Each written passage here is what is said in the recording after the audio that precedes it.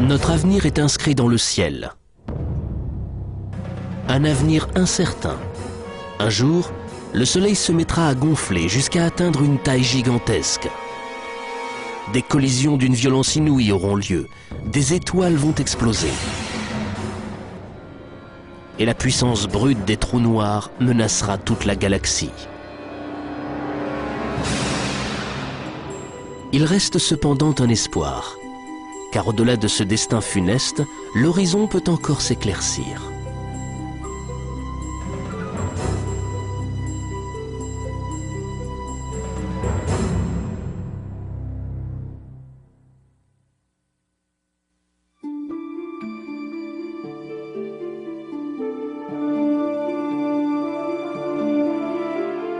Perdue dans l'immensité de l'espace, une galaxie, immense spirale d'étoiles, progresse au milieu des ténèbres.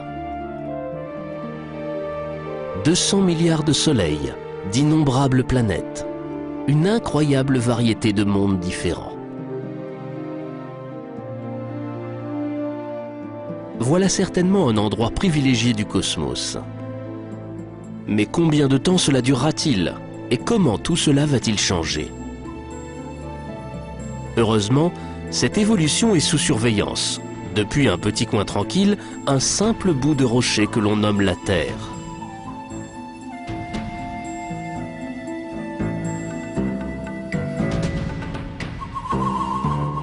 Ici, des astronomes ont lancé une véritable révolution en matière de cosmologie. À l'aide de télescopes ultra perfectionnés et de simulations par ordinateur, ils sont en train de reconstituer l'histoire de la galaxie. Ils vont même jusqu'à prévoir des événements n'ayant pas encore eu lieu. Ils dressent une chronologie incroyablement détaillée de l'avenir de l'univers. La destinée du Soleil, le sort de notre galaxie, la Voie lactée n'ont plus de secret pour eux.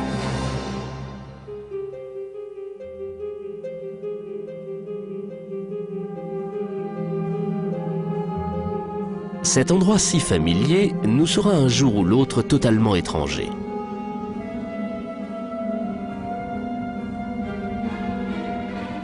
Une série de cataclysmes viendra métamorphoser la voûte céleste. D'ici quelques millions d'années, des soleils semblables aux nôtres seront pris de convulsions. Dans le même temps, notre galaxie s'engagera sur un chemin semé d'embûches. Elle rencontrera un système stellaire plus important qui la transformera du tout au tout.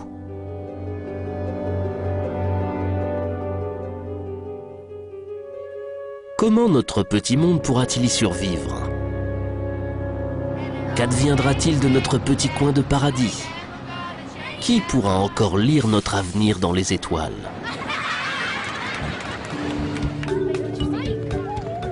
Qu'est-ce que tu vois? Ces astronomes en herbe, originaires du Bronx à New York, ont rendez-vous avec les étoiles. C'est Saturne. Ces astronomes amateurs sont là pour observer les points de repère émaillant la voûte céleste. Je vois Saturne. Les planètes, Jupiter, Saturne. Tout à l'heure, c'était Jupiter. Les constellations, le Sagittaire, Orion. L'étoile la plus brillante, c'est Sirius. Les questions fusent.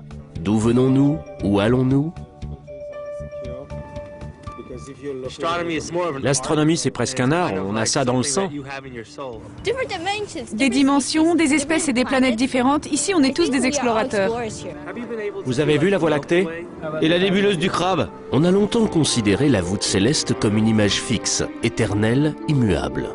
Mais on sait maintenant que les petites lueurs au fond des télescopes sont des corps en mouvement qui gravitent, tournoient et évoluent sur des périodes que l'on commence à peine à appréhender.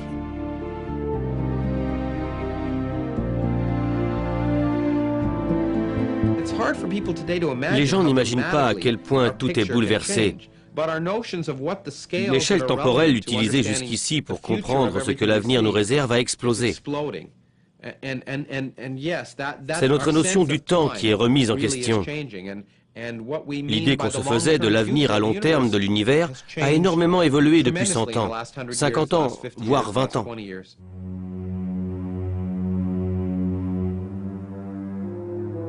Notre univers et la notion du temps qui l'accompagne apparaissent il y a une quinzaine de milliards d'années dans un immense fracas.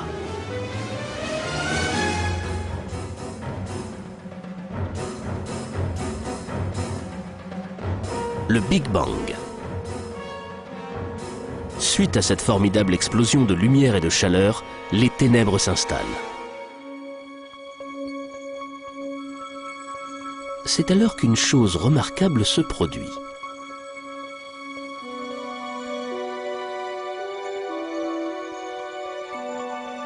Un demi-milliard d'années après le Big Bang, naît la première étoile.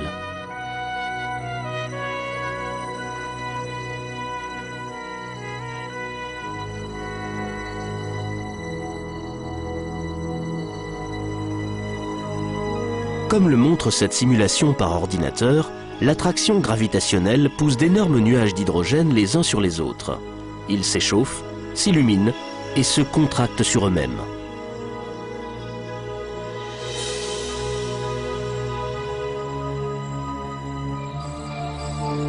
Au cœur de ce nuage, un minuscule cocon commence à prendre forme, avec en son centre un bébé étoile.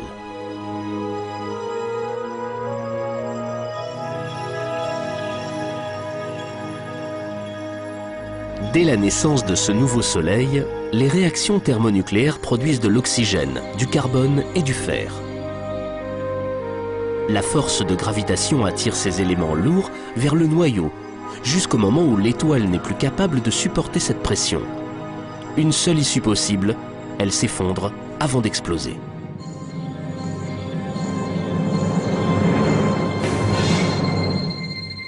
C'est une supernova. Mais la mort d'une étoile donne naissance à d'autres astres plus nombreux encore. L'univers entre dans sa première grande période, l'ère des étoiles.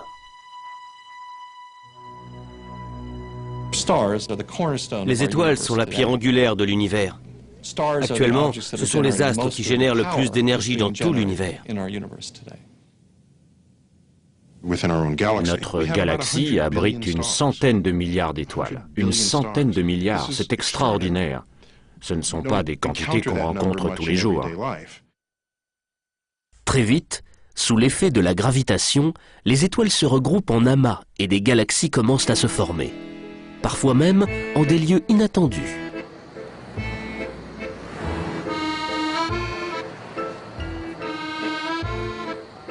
Comment un amas d'étoiles se transforme-t-il en galaxie? Comment notre galaxie, dans toute sa diversité, s'est-elle créée?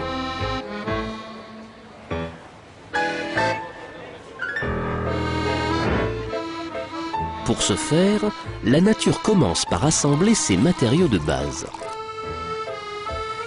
De l'hydrogène pur généré par le Big Bang, des éléments lourds rejetés par les supernovas, et la force de gravitation se charge de les mélanger.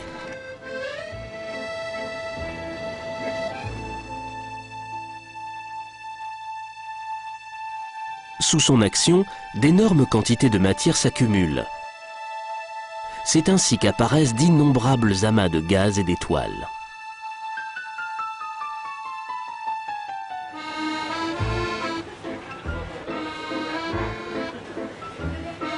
Puis, dans cet immense bouillon céleste, il se fractionne en amas distincts, chacun représentant le cœur d'une galaxie.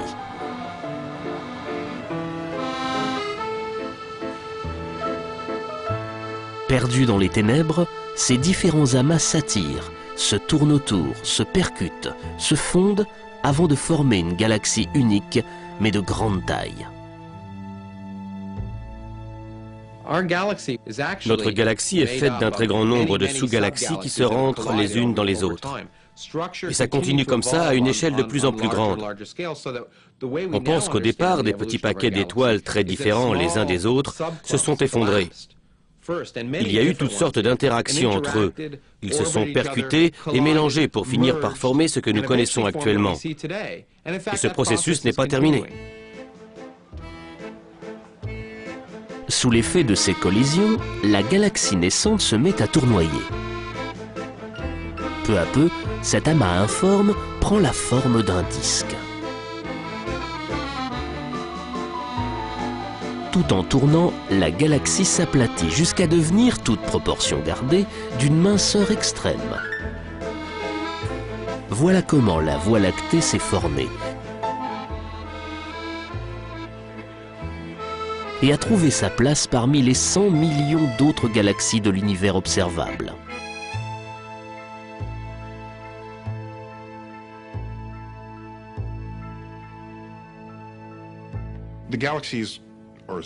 Il existe toutes sortes de galaxies, des grosses, des petites, des maigres, des tordues et d'autres qui ne ressemblent à rien. La nôtre, la Voie lactée, est extrêmement plate. Une galaxie plate n'a rien d'exceptionnel, c'est sa minceur qui l'est. Il y a une sorte de boule en son centre, qu'on appelle le bulbe. Ça ressemble à un œuf sur le plat, mais en moins épais. Cette épaisseur est due à une concentration d'étoiles en son milieu. Elle a donc une forme de plateau tournant avec une structure en spirale.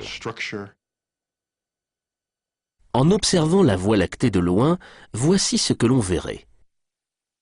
Un immense rassemblement de soleils tournoyant autour d'un centre, si vaste qu'un rayon lumineux met 100 000 ans à le traverser. Pourtant, les astronomes la comparent parfois à une structure bien plus proche de nous. Une grande ville, avec ses différents quartiers et son centre-ville très animé. Notre minuscule système solaire, lui, se trouve à la périphérie. Nous vivons dans la banlieue de la galaxie et pas dans le centre, où les étoiles sont extrêmement nombreuses. Nous sommes environ aux 2 tiers du disque.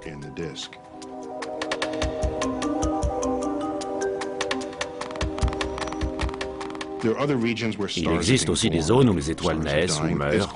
Ce sont donc des quartiers très hétéroclites.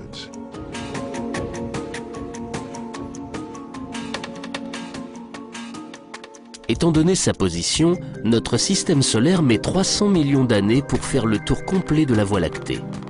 Mais plus on se rapproche du centre, plus la vitesse s'accélère. Plus on est près du centre de la galaxie, plus les étoiles sont proches les unes des autres. De même que les immeubles des centres-villes sont plus rapprochés que ceux des banlieues.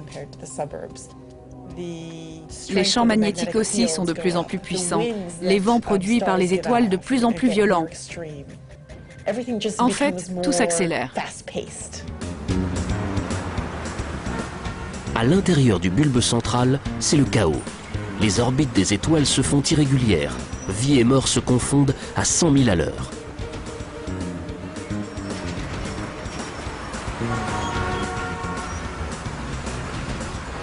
Dans ces nuages de gaz et de radiation, toute vie est probablement impossible. Ces explosions incessantes, ces collisions de différents systèmes, l'irrépressible force de gravitation déchirant les amas stellaires, j'essaie d'imaginer à quoi ça peut ressembler. Ça doit être d'une luminosité extraordinaire.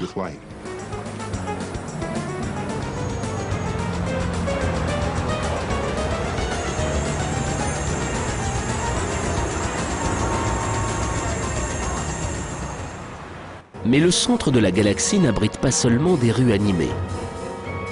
Tout au fond, dissimulé par un nuage de poussière et des lumières aveuglantes, rôde un objet gigantesque. Pas une étoile, mais un véritable monstre cosmique. Nul ne sait d'où il vient, ni quelle est la puissance de son champ de gravitation. Mais une chose est certaine, c'est lui qui déterminera le sort de notre galaxie.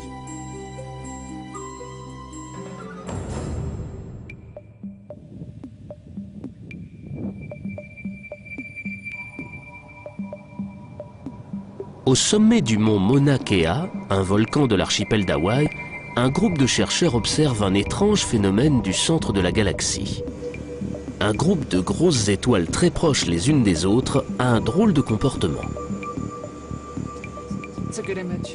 Ces étoiles accélèrent à un rythme effréné, comme propulsées à des vitesses inimaginables.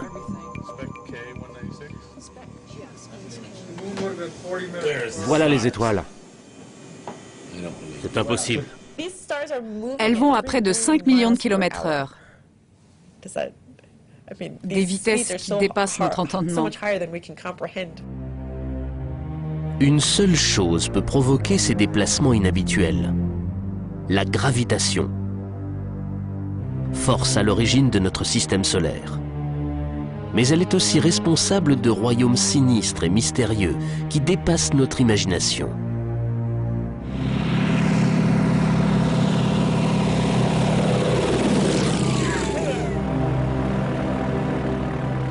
Sur Terre, la gravité ou pesanteur est une force familière. C'est elle qui nous maintient au sol. Et personne ne la connaît mieux que Joe Kittinger.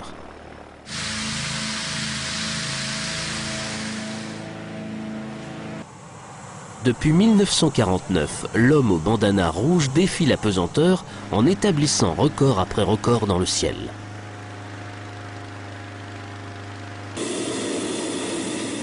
Celui qui fut l'un des premiers pilotes d'essai de l'US Air Force avait l'étoffe des héros avant tous les autres. Sa spécialité, aller là où nul n'avait encore osé s'aventurer.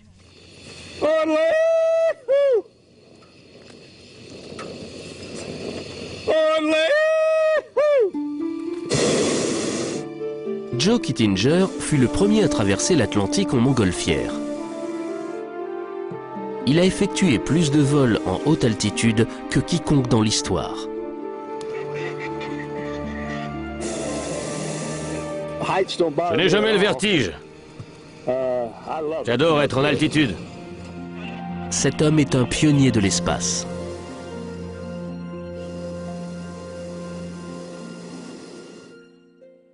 Avant l'avènement des astronautes, Joe Kittinger faisait partie d'une équipe de l'armée américaine étudiant les effets de la haute altitude sur le corps humain.